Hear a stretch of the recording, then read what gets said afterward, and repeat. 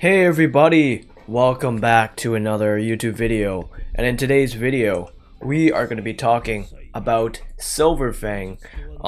I've had this guy for a while now, probably in the first week of this game. I obtained him via serious training, and I have got 0 copies on him. So if I didn't choose him for serious training, I wouldn't have had a single copy of this guy, and he wouldn't even be on my roster here. So let's do a quick overview of what Silverfang can bring to the table, and let's just talk about him as a character. So first of all, he is a passion character, so that means he is a negative crit character that relies on impassion and resolute attack. But the thing is, the one catch he has is that he doesn't have any negative crit bonuses. So if he's negative crit, he's not going to get that bonus. For example, Metal Knight has this where he gets 75 or 70% more attack when he hits his negative crit. For Silverfang, he just negative crits and it does less damage. That's basically Silverfang, right? So let's go talk about his skill list first of all, and then let's get on to his potential. So for his pursuit skill, it is a melee pursuit skill. It's fine, you can use it out because he kind of dashes towards the enemy. A very basic pursuit skill. Now for his ultimate animation is really cool, and you can hit the enemies really close up with the ult. So you want to, if you want to actually use the ult properly, you want to get up close to the enemy's face, use your ultimate, and then boom, ultimate done. You know, 2 of their health bars will be absolutely obliterated. So now let's go to skills. We have core mechanism. This one is that his attacks carry depletion, which basically reduces the damage he gets taken, and he grants ancient martial might for powerful skills when his attacks clash with his enemies. So if you parry, right, with it's basically a parry here. So you can actually parry with your M1, which is really cool, and you can also parry with your E. So what happens when you parry with your M1? It charges up a stack of your E ability, and your E gets charged, right?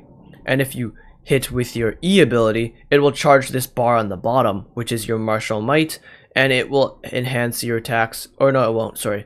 It will give you more attacks to use. As you can see, crushing punch deals massive damage and grants ancient martial might, and then you can use this for ancient martial arts. So you can use that as well. And basically this bar can go up to 300 points.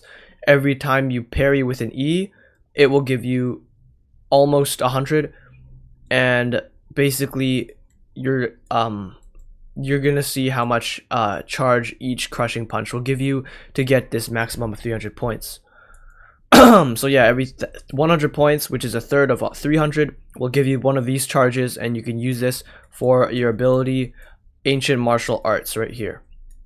So first of all, his normal attack can trigger depletion, we know this, and it generates energy for your E ability, 1 charge if you do parry, and use a 5-strike combo. So if you watch 1, 2, 3, 4, and then 5, right, with his back heel, and it's going to do 540% of your total attack stat, which can trigger depletion as well.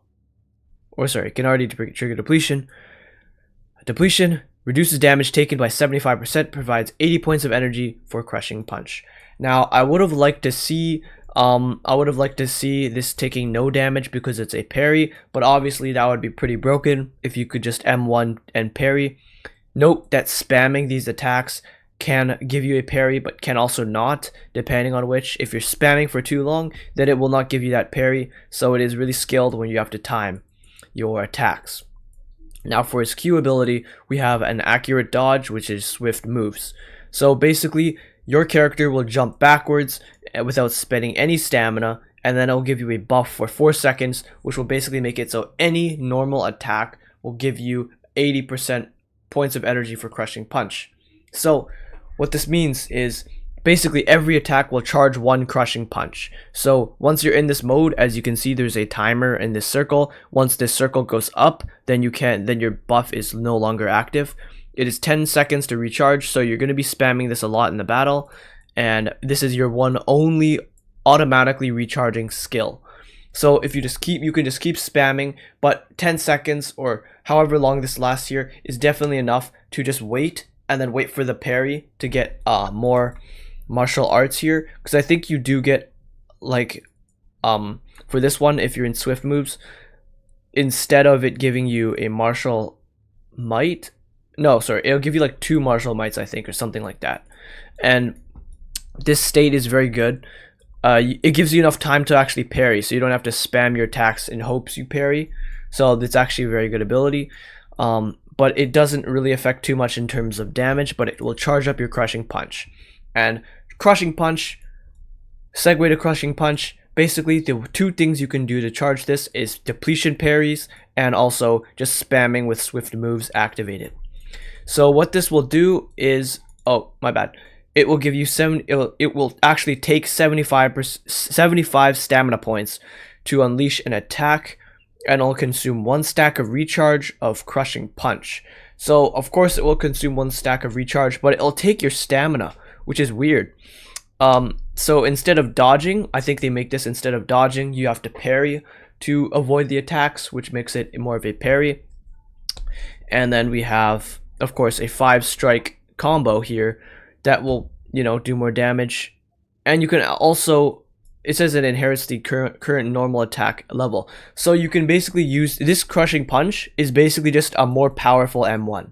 So considering that, these actually go hand in hand. For example, if you want to finish off the combo, you can go 1 M1, 2 M1, 3 M1, 4 M1, and then Crushing Punch with your E, and it will actually complete the combo to do more damage.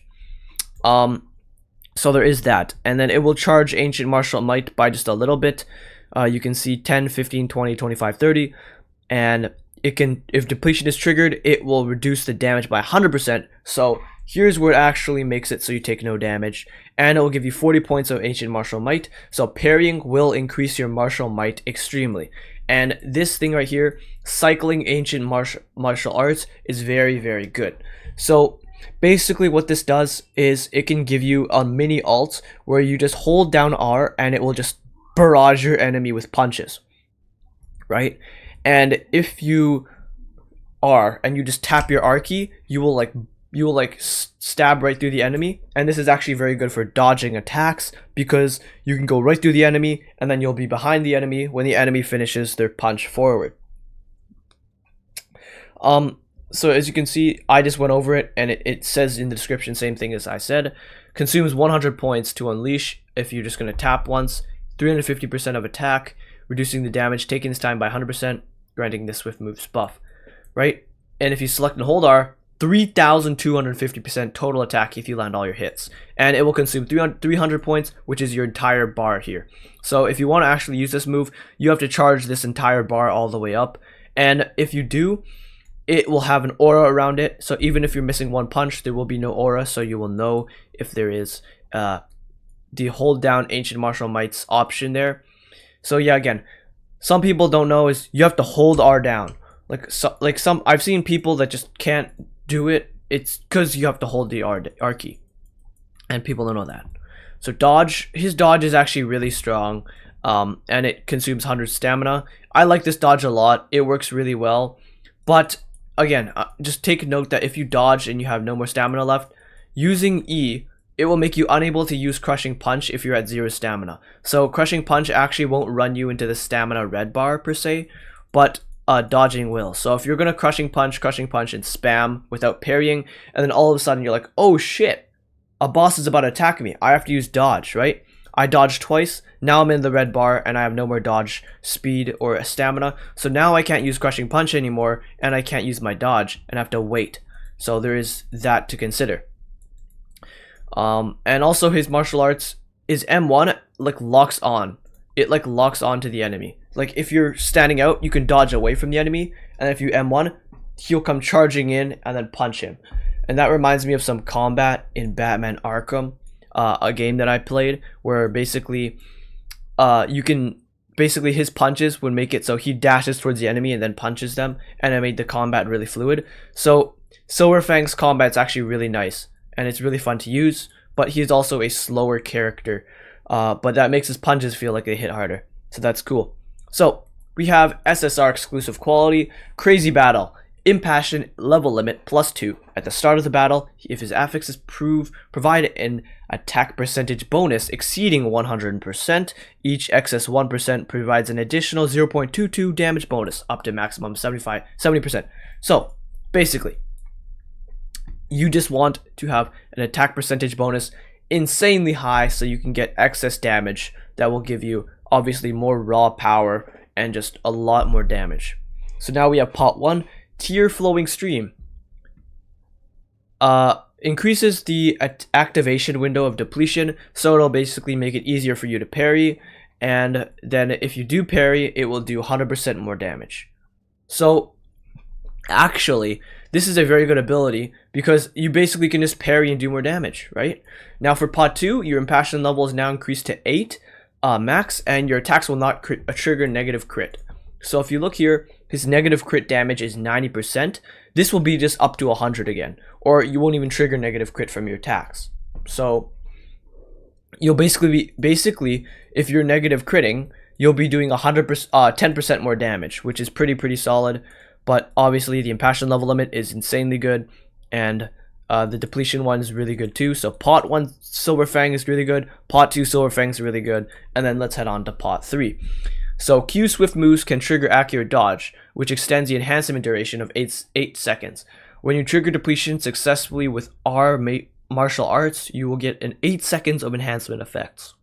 So you'll get 8 seconds of enhancement. I don't know what that is actually, but your Q can now dodge. So something to take a note is your Q actually doesn't accurate dodge when you first get him. You need him to be P3, which is kind of weird and misleading because I tried to accurate dodge with this guy and I'm just like, oh, it didn't work. It didn't give me a buff. It didn't do this. It didn't do that. Well, that's because of the fact that you need P3 to actually make it work, which is weird. So now we got 4 raid series. I hate this one. Basically, raid series level limit 2 at the start of the battle. If affixes provide an attack bonus percentage exceeding 100%, excess 1% provides, more damage bonus to a maximum of 70%. Same thing is kind of like this one. Sorry, where is it? This one. But what I don't like about that is if you didn't know what the raid series is, it may sound like raid break, but I can assure you it is not. Raid right here, basically you can see how it gives you an attack bonus against certain bosses. So these things, they can be kind of strong when going against certain bosses. For example, if I'm going against Fish of Darkness and he's too difficult for me, I slap on this bad boy and it will give me a ton more of crit rate. But for raid break, I don't know why I have a ton of these. Or raid humanoid, this will give me just raw damage bonus. It's alright, but impassion can give me more in the very end. But there is that to take note of. And the reason I don't like these is because they're niche, right? They only work in certain occasions. And I rather like impassion, where it works for every boss, right? Resolute works for every boss, and it just makes it less tedious to change and to keep your brain in the game, right? Because I don't want to just think about that all the time. So now we have P5, which is Crushing Punch increases to 6 stacks. So if you just Q and you just M1, M1, M1, M1, M1, M1, M1 spam, it will actually increase it to 6 stacks as a cap. So it's actually better to just spam. And then your Crushing Punch damage is increased by 25%. Then every time depletion is triggered, 10% damage bonus for 12 seconds. So basically, it's 3 times stack. So that's 30%. So for example, I parry. If you're just trying to parry, you're going to get 30% damage bonus for the entire battle, basically, which makes this insanely broken. But obviously, his things are really good for raw damage, but I'd much prefer Tatsumaki's potentials here. They're just better, right? But these work too. But again, Whales, I don't know if this guy is really your guy because he's a slow attacker. I don't know if potential 6 would really make a dent. So there is that. And I feel like Silverfang's just really mediocre. He takes skill, but you can run him with no skill. It does work, but obviously not as well. And your parries will do a great deal of damage to the enemy. So there is a lot of stuff that there is to take note here. I'm going to quickly go over the build and the arms. So here we're going to go for the arms first, which is the SSR arms. I find that this arms is very solid. It is very nice because instead of having like, you know, a disable, right? Like for example, let's go here to Tatsumaki with her disable. You get a heal, which makes it so, like for example, if I'm taking bleeding, you click this once, boom, half HP back, right? And you get 2 charges of this on P0 or P1 or whatever it is. Again, I have no duplicates of this thing. I just got it from the serious training. It's really good. It's a very solid ability. It does help you with your Ancient Martial Might with a 6% damage boost when you consume these 300 points of Ancient Martial Might. And it does do a lot to your team. It will keep your team in the battle for longer. And if you have this guy, you basically can't die. It's really good. To the fact where you literally just can't die some of the time, which makes it really broken. Now for SR, it is an attack. It's actually pretty good, pretty solid. When you need Silverfang to dish out more attack, you can just equip this, which is nice. And the Composure Break, I don't advise running this. As you can see, his healing is just really valuable. You can see how much it changes his PL level.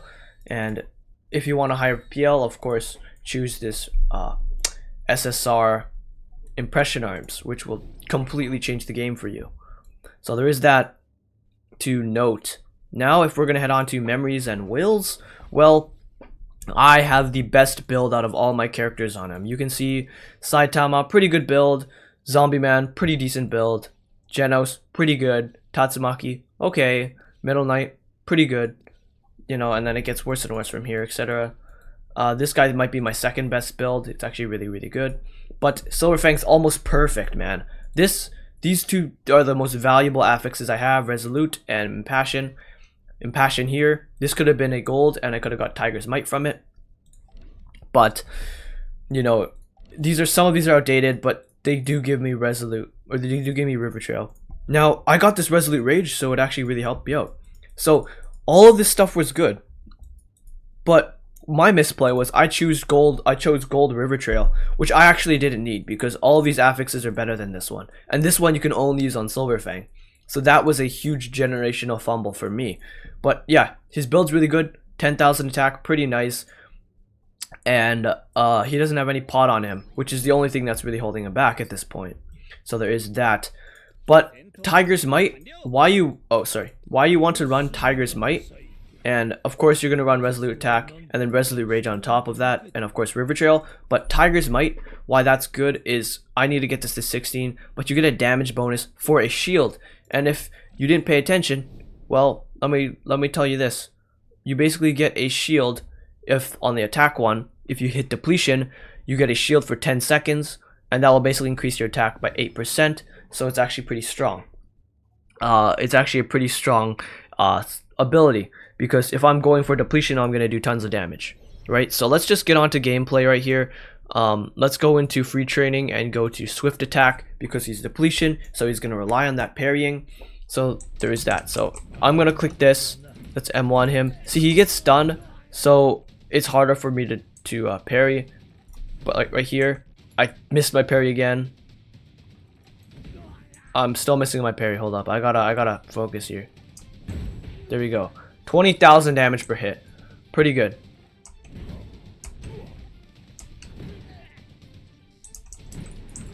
And then again, 20,000 damage per parry. If I just regular M1, same attack, which is kind of alright. So it's not attack that's gonna give you a good damage, or it's not gonna be the depletion that's gonna give you the bonus damage until you get your potential. So there is that to note.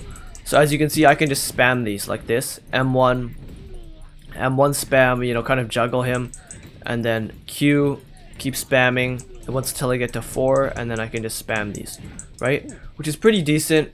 You know, the DPS isn't all that good, but here is the third skill, and it's absolutely barraging the enemy with attacks. And look at that, he's just absolutely flying in the air.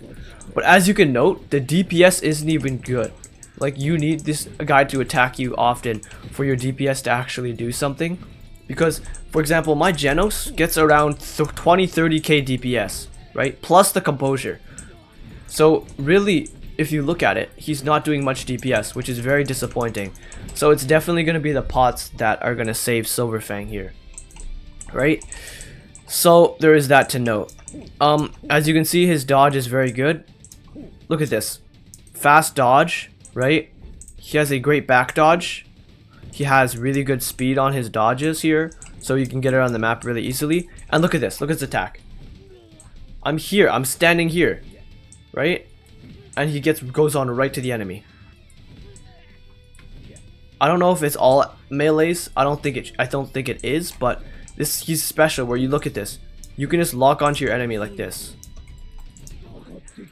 So if you're dodging and you're in the safe zone for an enemy and he's about to attack, you can just jump in like that, interrupt it, right? So if he's going to carry out his attack, I can interrupt it.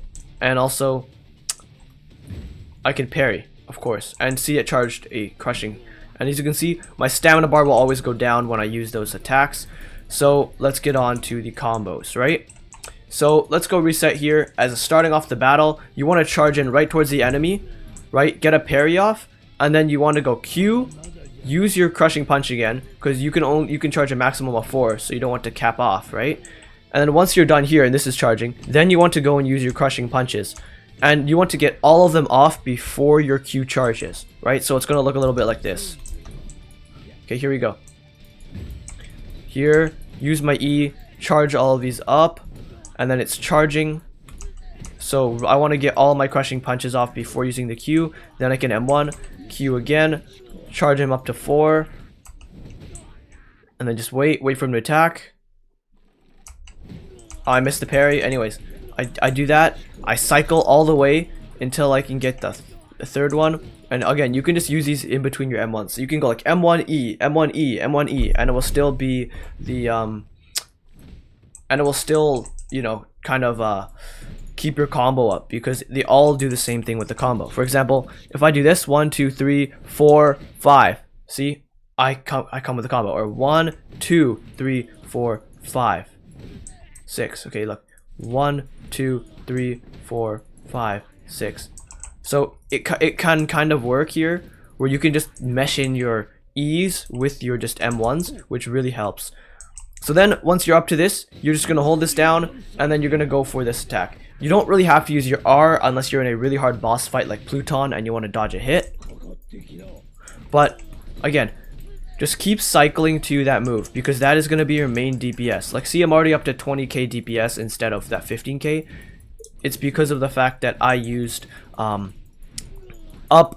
charged up my Ancient Martial Might, and then now I'm going to hold down my R ability, and it's going to do insane damage.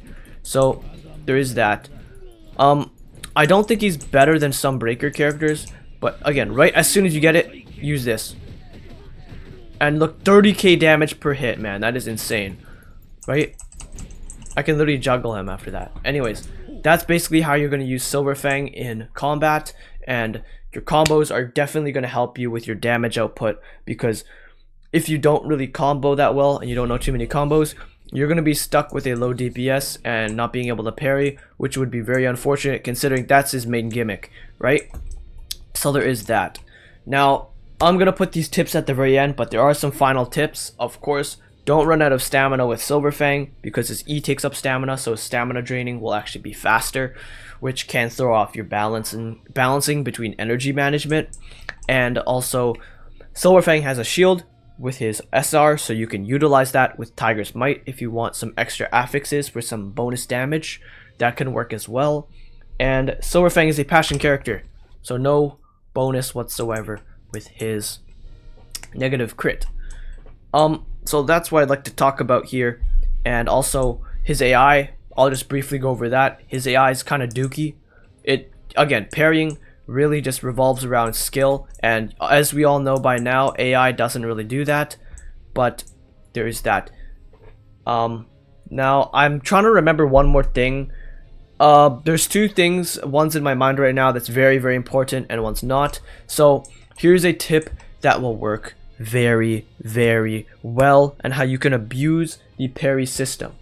Okay, so first of all, his parry, if there's like a Molotov on the floor, like some liquid, for example, one boss that Silverfang shines on, absolutely shines on, is Turtle King. And you know what? I'm actually going to do a turtle boss. Hold up here.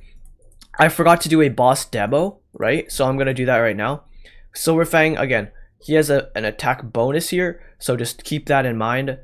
Actually, you know what? Let's see here. Who do we have? Yeah, I'm just gonna do the turtle. Sure, he does have an attack bonus by 40%. Take that in note. But just look at how well he can use his parry. So if I'm going up against this guy, I'm gonna use my Q. He's gonna charge at me. It's fine.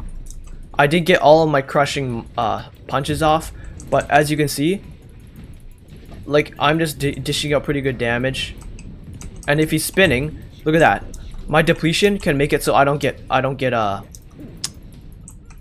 oh shit, he's on auto. Sorry. That's why I was doing well.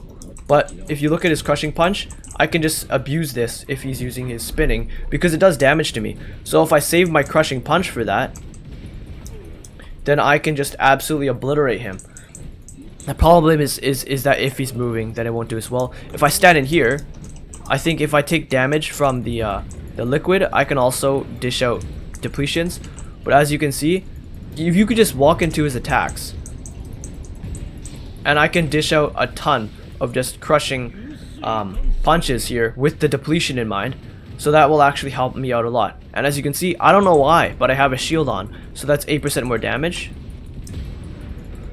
And as you can see, I'm kind of just parrying all of his attacks, and it doesn't even matter because I can stay alive. So honestly, damage with Silverfang isn't an issue. Like, I'm not trying to show raw damage because it's already thrown off because of his type boost, but you can just parry a shit ton if you just stand in here. I didn't do it that well here, but if you just stand in that liquid, you can just absolutely parry your way. Again, Silverfang, that's alright considering he has 40% and I use my ult, so it is alright damage. He's not the best for that, but you definitely need pots for him to shine. So if you built pots on Silverfang, then you're definitely going to want to play him because his potentials are what's really going to carry him up to the top of your team. So there is that to note. On a side note, Silverfang can't do the exquisite defense maelstrom battles because he is not a dodge parry unit, so there is that.